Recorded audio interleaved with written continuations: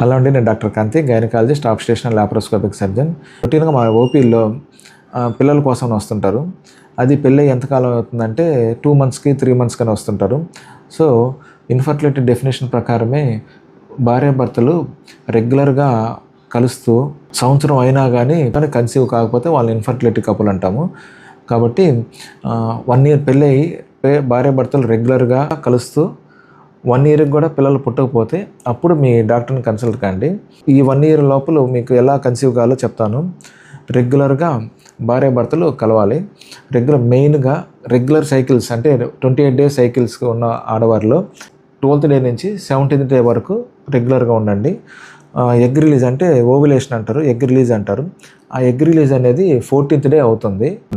కాబట్టి డేట్ అయినా 12th day నుంచి 16th day వరకు ఉన్నట్టయితే వాళ్ళకి కన్సీవ్ అయ్యే ఛాన్స్ ఎక్కువ ఉంటుంది.